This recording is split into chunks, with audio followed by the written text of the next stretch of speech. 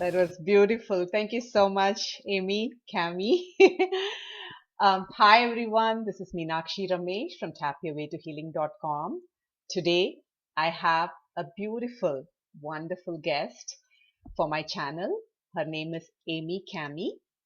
Before I start the interview with Amy, I would like to read Amy's bio.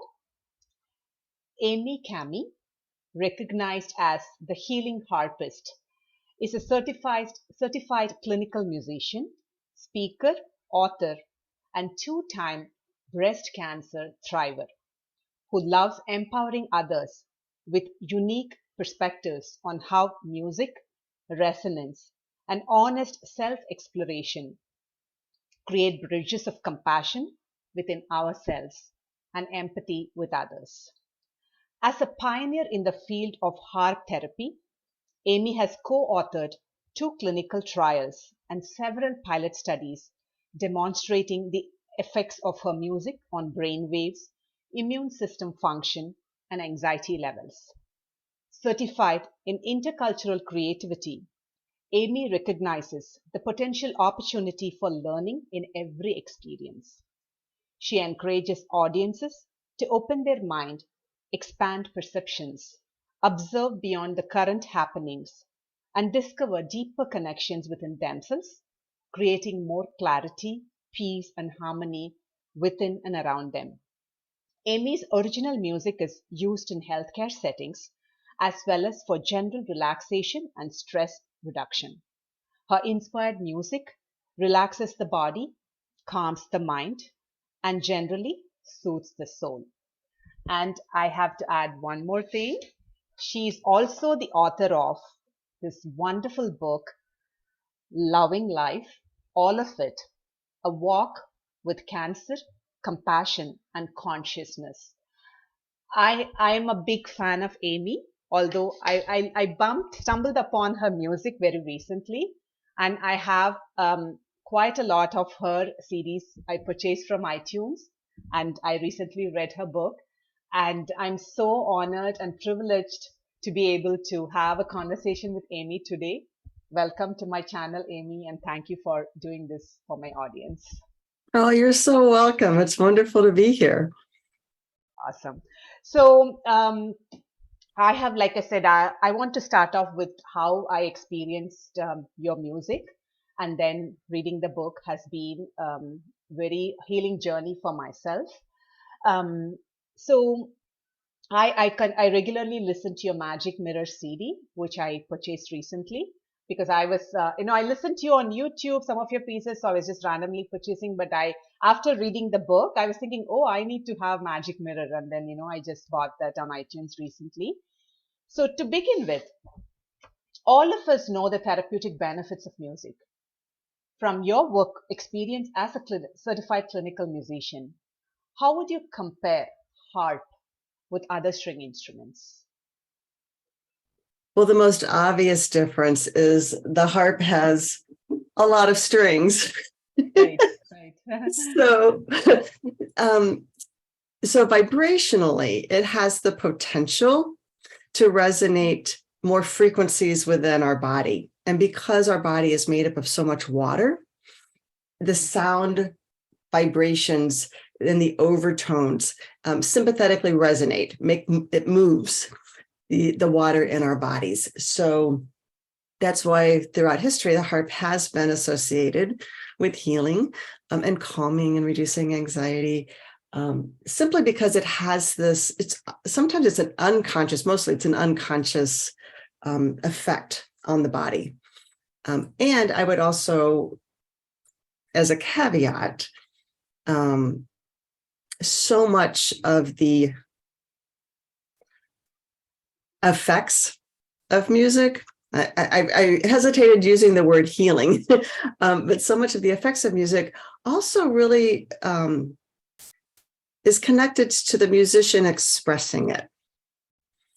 Because I really see music as this highway of connection, bringing that which is within us out into the world. And so every instrument really has the potential to create a healing effect if we define healing as bringing into balance versus curing. So it just depends on what we need. Sometimes we need to feel that energy move, or that anger come up, or or the sorrow, or the repressed emotions, and music has that ability to sympathetically resonate to, and I can demonstrate that concept. And that's why all music, really can be healing when we listen consciously. Right, right. And since you talked about, the sympathetic system, sympathetically, we are living in a world that's, there is stress. There is good stress, eustress, distress, both kinds of stresses. And music is so therapeutic, it's healing, and it helps us unwind, depending on our needs. Like wherever we are, I think music has this ability to, uplift and help us unwind and really get comfortable with ourselves and our emotions. So thank you for sharing that. So I just want to, from your heart music, I want to quickly dive into the book. A few questions from your book. In your book, Loving Life, All of It, you talk about how eliminating the words fight and battle, and also the word survivor, helped you in the healing process. Could you share some of your insights on this? Sure, absolutely. Language is so important, and language carries this connection between our experience of the word and our perception of what that means. And the fight, that was a very constricting word. And for me, personally, I really knew that I didn't want to fight my body anymore. I had been fighting it long enough. I'd been fighting myself. I'd been resisting long enough. So that word just felt too tight. I really had to open that word up to be open, accepting, loving, because this battle, that was what was happening inside of me. And I had to be able to listen on a deeper level.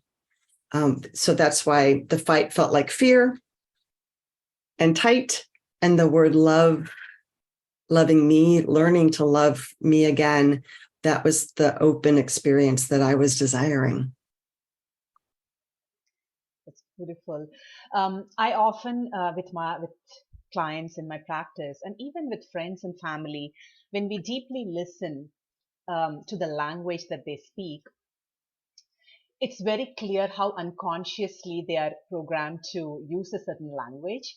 Sometimes they are not even aware, so sometimes with very close friends and family, I always, when I hear words that can have a negative connotation, I just tell them, I just as a like an exercise, could you say this in an affirmative way, and it's very interesting to notice how they're not conscious. It's not like they're doing it on purpose. They're so on an autopilot mode, and they don't realize that that could be another way of saying it. And when we consciously make the change, as you said, our body is mostly water. Our body is always listening to us, and we have the ability to reprogram ourselves by just making this little tweaks in our language, and so it's very powerful. So thank you for sharing that. And in your book, please buy the book and read it. It's just amazing how beautifully each and every chapter has been written. And the chapter title, each and every chapter title in itself is a life lesson. And just even noticing the title and just going deep within can be a very, awakening experience for each and every one of us. In your book, you talk about this rainbow pyramid, which is a representation of everything that you've experienced in your life, the good, bad, ugly, and the worst. Do you feel embracing all the deep held emotions helped you to move towards love? Absolutely. And just for context, I found the rainbow pyramid. So this is actually the picture that our son drew when he was 8 years old. And it was one of those inspired pictures. He's like, Mommy, I need to draw you a picture. And this is what he drew. And I looked at it, I'm like, oh, sweetheart, this is everything. And this was before my cancer diagnosis. I was doing presentations about the pilot studies. And so I interpret this as, in order to find our balance, we need to embrace all of the colors of our rainbow pyramid with a sense of gratitude and joy in order to share our love.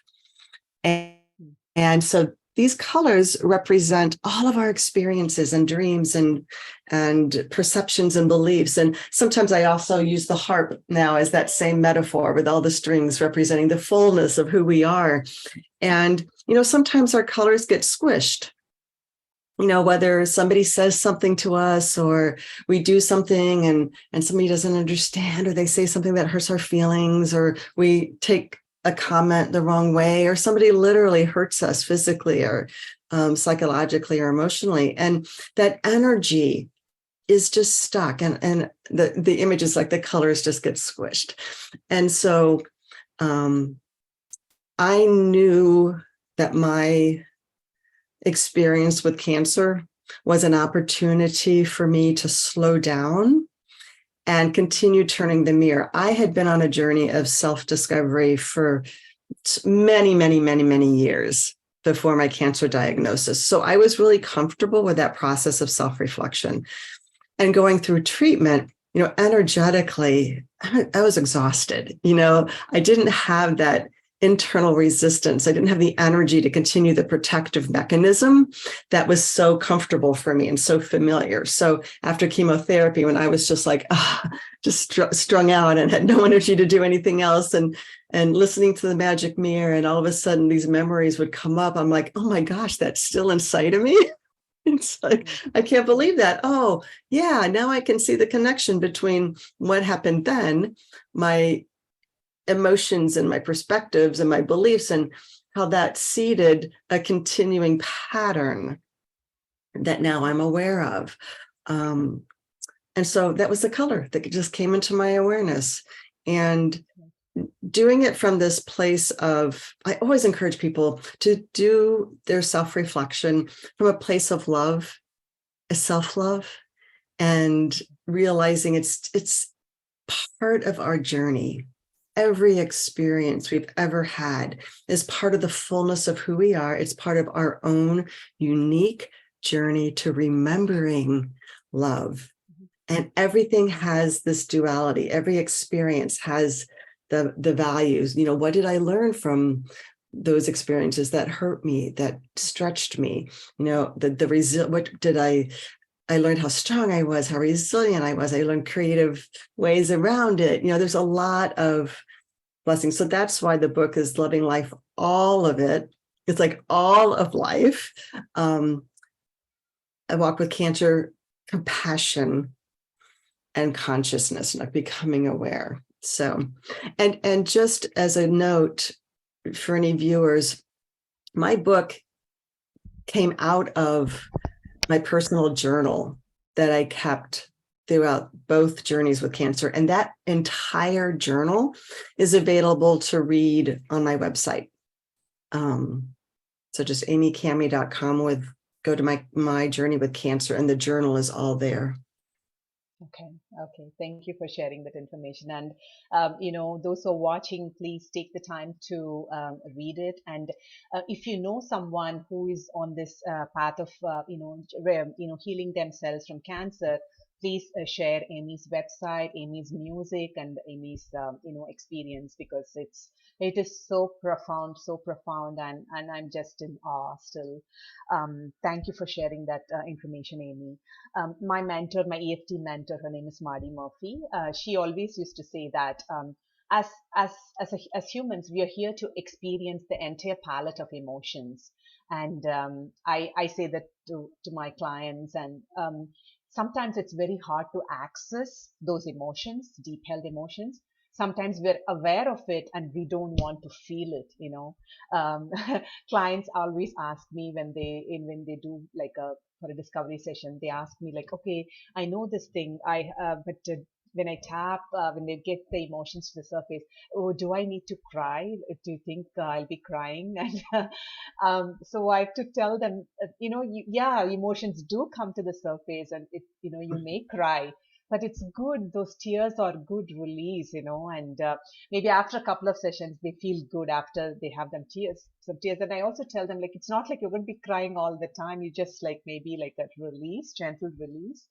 And so it's each of us are very different, but I'm sure in your journey you had a lot of tears, you had a lot of those suppressed emotions coming up, and you just healed in layers, throughout, and different tears. And I'm sure there were moments of triumph, and there were moments of victory, joy, and there were moments of deep sorrow and sadness. And as humans, we all know that that is how the journey is, but using music as an intervention is what has changed Amy's journey. So that's what I want to point out here. So moving on to the next question. You've also written about in your book about the connection to yourself and how loving and accepting yourself made it easier to receive love from others. Could you elaborate on this experience? As a nurturer, as a mother, it's so easy to just take care of other people, right? And what I discovered is I'm also adopted. I was adopted when I was 1 month old. And I've known I was adopted. My parents and my adopted parents, they're my parents, and they told me when I was a young age. And yet there's still that cellular memory. Like, I found my birth mother when I was 35. So I know the circumstances around my conception. I was conceived when she was grieving. I know that my birth father did not want to support her. I know the story. And on some level, like, I knew the story. And that just gets twisted. That just gets those subconscious stories or subconscious energies. And joke, I tell this story about, like, my sister, I'm adopted, my sister's adopted, and my brother was a natural child, and he's the youngest. So when we were children, it was 2 against 1, and my brother was against, he would say things like, well, at least my mom kept me. It was like really mean stuff. And to this day, he still thinks it's funny, and it was, but it wasn't. And, oh, yeah, my mom didn't keep me. What does that mean? Maybe I'm not valued. Maybe I'm not worthy of love. All of that. Like, I didn't consciously feel that, but I was always trying to please. I was always trying to take care of people. And through self-reflection, of course, I know, oh yeah, I want them to like me. I want them to accept me. I don't want to be alone, because then if I was alone, I would die. It goes to primal core issues. And even last week, this is how the spiral of awareness in the onion, like you talked about, it just keeps going. And I always say, I'm a treasure hunter. I'm going to keep discovering things about myself till my very last breath, because we're so full, with our experiences, with our ancestral experiences that we inherit through epigenetics. There is so much to learn and uncover. But just even like last week, I realized, oh, wow, I was disconnected from that core value of I am valuable. Yes. And sometimes we get it up here, but we don't really get it in our body. And so, yeah, being able to receive love from the outside, that was really hard, because on some level I didn't think I was worthy of it. Worthy of it. Or that I deserved it. And the other piece that is kind of connected to that is connected to one of the life lessons, because, like, in order to receive love, we have to be open to receive it, right? And I'm such a word person. I love the defining words based on our experiences. And what I learned was, like, when you stand like this position can be, this can be so powerful. This can be open, allowing access to the inside is what that means. But this could also be vulnerable, feeling the need to protect. And I had twisted the definition of those two stances or those two feelings. And like we have a saying in our house, same action, different core, like same action or the same, let me help you, let me love you action, different core. One's cored or motivated from that place of fear within me. Let me show you love because I don't want you to leave me. Or let me show you that same action, that same love, because I am so open and loving and I love myself so I can love you. So there's layers of very subtle energy that we all move through. And it's just part of life's journey to remember or not. Some people don't enjoy self-reflection. Right. That's true. Yeah, not everything is for everybody. Yeah. That's so beautifully said. And the cellular memory, the cells being a part of this. If you just look at, we consciously think, okay, my cells, where are my cells? They're listening. They're like healing. They are like, they are with me on this. They're here to support me. So there's like several ways that we can, reprogram and recondition ourselves. Beautifully shared, Amy. So I do want to ask about this in chapter 6. So before that, so chemotherapy is always related to painful and negative experiences in the treatment of cancer. I will just pull chapter 6, and then I want to read a few lines, and then you can talk a little bit more about um, this experience. So, in your book, you've written, realizing that nothing in this world is all good or all bad. There is a beauty and peace when the balance is recognized. I recognize that in life, death and decay must in life, death and decay must happen for new life to emerge. So I'm actively thanking all my cells, and when the chemo enters, I will consciously embrace each cell that is destroyed with love and release it with gratitude, knowing that the healthy ones will return renewed. This is a deep cellular clearing that I've been preparing for all my life. It just, when I read this, I've just highlighted this on my Kindle. I don't know if you can see this. Just so moved. I'm so moved. Yeah. Please talk about it. Um, this was a really profound moment, of cognitive dissonance within me. Because years before, I would play harp in chemo infusion units. And I would sit there and I would watch the patients, just with the chemo move going into their body. And I would think to myself, how can they just sit there and let that poison be pumped into their body? I was in such judgment. It was ignorance.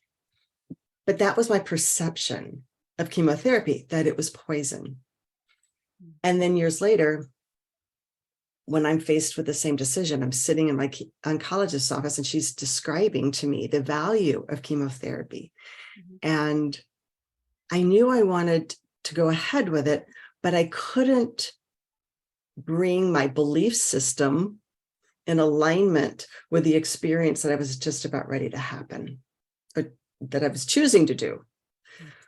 So a dear friend of mine reminded me that the word sacrifice means to make holy.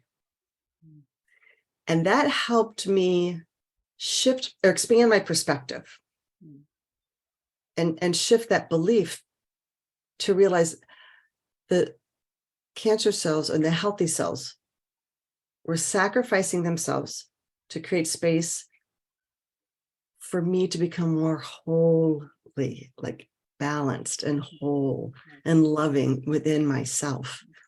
So the chemotherapy actually accelerated my spiritual growth.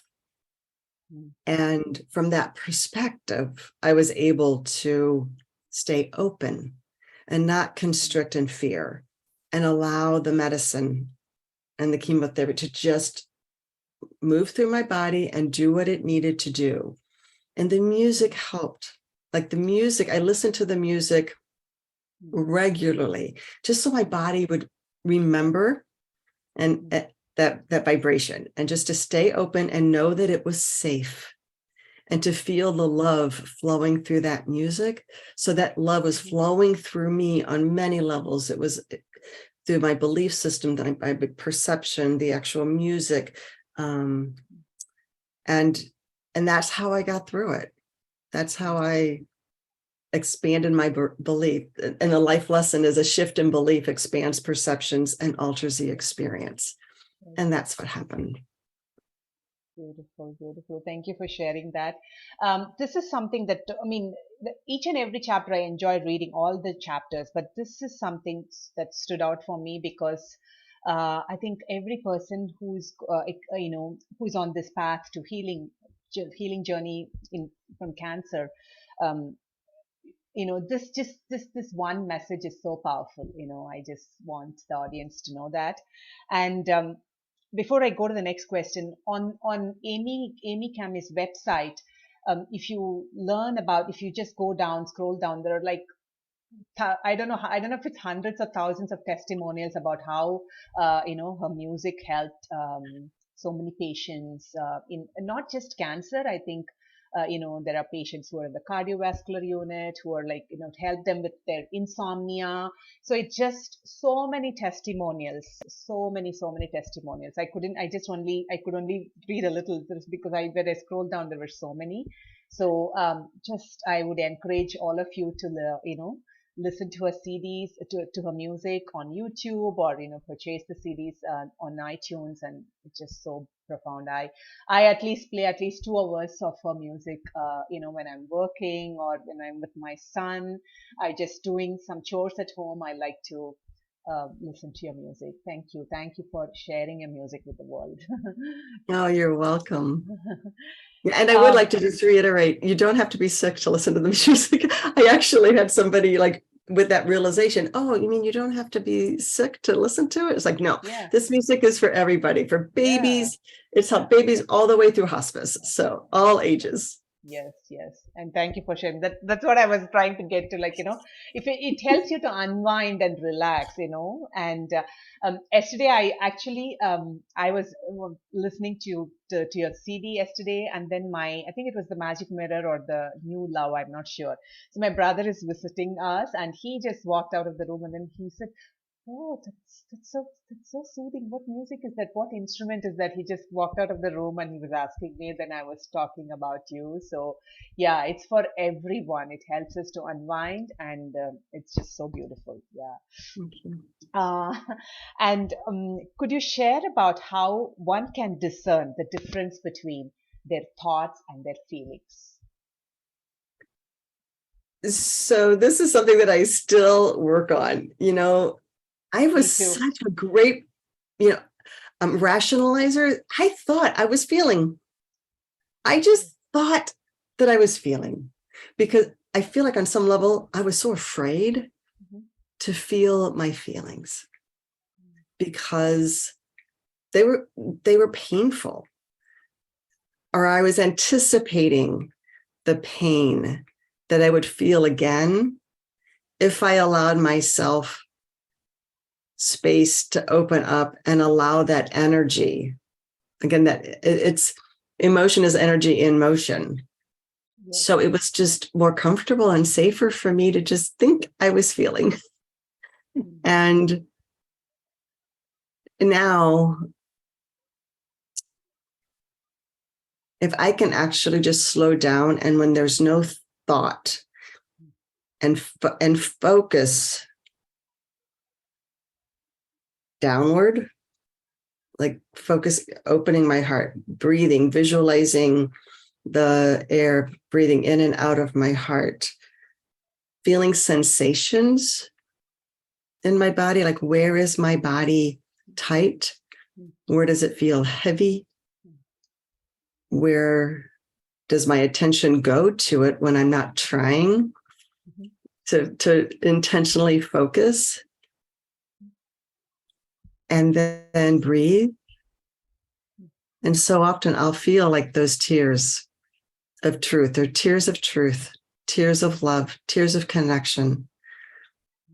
Or sometimes it's a tightness of, wow, where does that anger is in there, or that resentment, or that pain, or that grief, or that sorrow. I feel like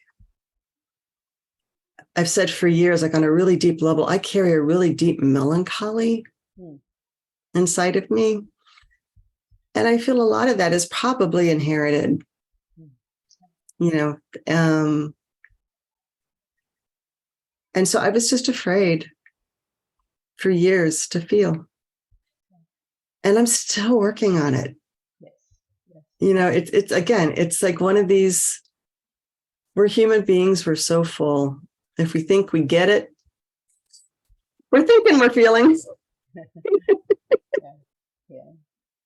It's a journey, it's a process. Yes. And as you said, like we will be doing this till we take our last breath. Yeah. Thank you. Thank you for sharing that beautiful, profound thoughts. So my last couple of questions will be focused on the research. It's again in the journal, in the book. Could you briefly summarize the results of the quantitative EEG brainwave studies done with the Magic Mirror CD? Sure, absolutely. So let me just start by saying that the Magic Mirror music it was inspired.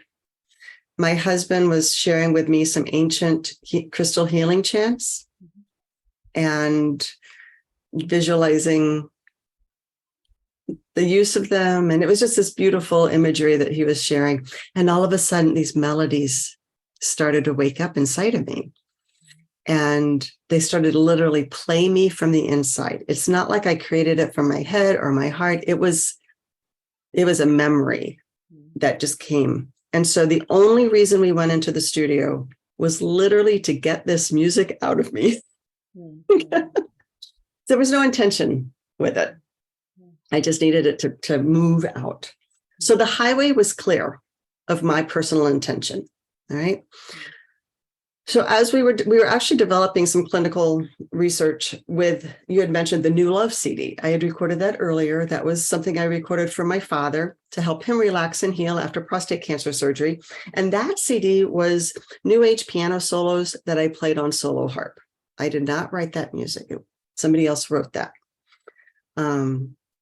So in the midst of all of the research development, the question that came up and has always fascinated me is, what is the inspiration for the expression?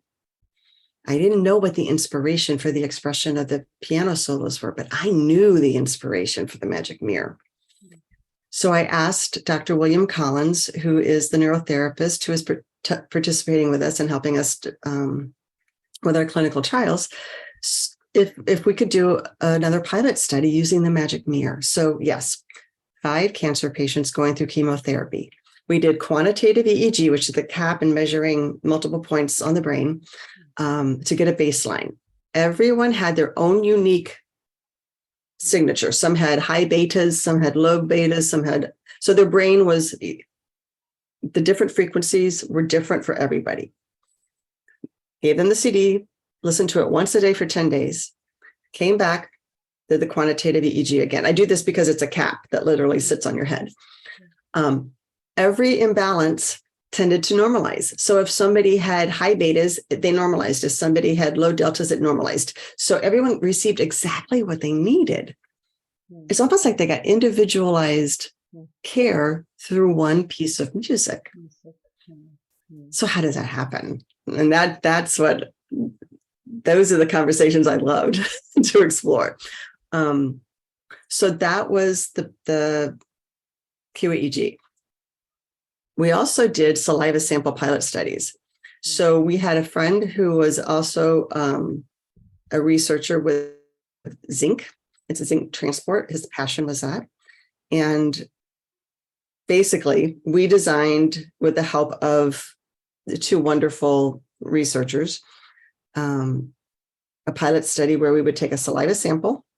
They would listen to the Magic Mirror once, and then we would take another saliva sample. And we were measuring IgG, IgA, carbonic anhydrase 6, and amylase. Those are immune system biomarkers. And then we would take another sample 24 hours later. Something was happening with the immune system. It was fascinating. We're like, oh, let's do this again. So we did another pilot study. Before, after 24, 48, 70, 72 hours, we were showing a sustained impact on immune system biomarkers for up to 72 hours after listening to the music once. Wow. So both of those pilot studies have now been published, and those are available to download and read from my website as well. Awesome. That was my next question about the saliva sample. And, again, circling back to the therapeutic benefits of music, all of us know that. And when that is being supported by research and scientific data, I think more and more people are going to take advantage of that. And it'll be really nice to see more and more research, more and more studies being published, by across. Maybe my thought is like, for example, individuals on the spectrum. That's what comes to my mind, because a lot of individuals on the spectrum, they respond very well to music. Some of them are great musicians themselves, so it'll be very interesting to see that. But as for me, like, because I tap, when I tapped, I noticed that something, when I tapped for the first time, I noticed that something was obviously shifting within me. I couldn't really articulate what it was. So we don't need like hundreds or thousands or, tens of thousands of people to say that, to study brainwaves. Even if it's like a small sample size, that is so profound. And from what you're saying, these studies have been conducted over a period of, it's a very, even within a very short amount of time, the results have been so profound. So I'm just thinking, if someone can integrate this kind of healing music into their day-to-day lives, how things can shift for anyone. Like you said, you don't have to have any health issues, but just integrating this music as part of your daily routine while driving to work, or doing a meditation, playing your CD in the background. So I can excuse me, I can actually visualize and just think about the healing benefits of this therapeutic music. Yeah. So any final words, thoughts, comments to the audience? Amy, please share. Yeah, I just appreciate the opportunity to share. The conversation about research on music could go on for another whole hour. Right. There's so many pieces about that, Yes. It's yeah, I love to deepen the conversation about that. But I would just encourage the listeners, all music can be healing when we listen consciously. My music, the music that moves through me, is inspired by love and compassion. And that's what people feel. And a lot of times that's what is needed for them to feel that sense of balance. Other musicians express music from their perspective in life. Sometimes their pain, their anger, and sometimes that energy needs to be awakened and move within us. Like one of my most powerful meditations personally was with the Halo soundtrack with really heavy because that's what I needed. It's just about being aware and conscious and self connected to yourself, in order to make a conscious choice about the kind of music that you need. And I feel like so many of us just need to slow down, take a breath, create the space between our thoughts, the space between the notes. And I feel like that's one of the reasons that people resonate with the music that flows through me, is simply just because that's what they need in the moment. Yeah, beautifully said. And music is a language in it by itself.